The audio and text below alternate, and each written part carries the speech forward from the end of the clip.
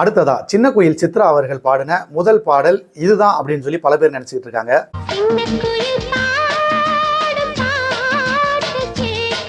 சில பேருக்கு இந்த பாட்டுக்கு அப்புறம் தான் சித்ரா அப்படிங்கிறது நிறைய பேருக்கு தெரிய ஆரம்பிச்சிச்சு. அதனால கூட இவங்க இந்த பாட்டு தான் முதல் பாடல் அப்படின்னு நினைச்சிட்டு இருக்காங்க.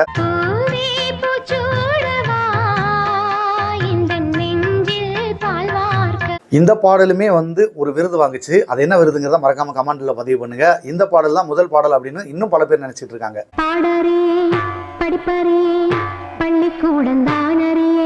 ஆனா உண்மையிலே அவங்க பாடின முதல் பாடல் இந்த பாடல் தான்.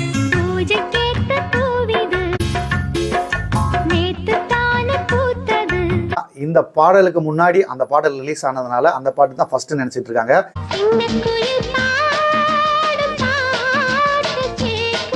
ஆனா அவங்க பாடின முதல் பாடல் இந்த பாடல் தான்.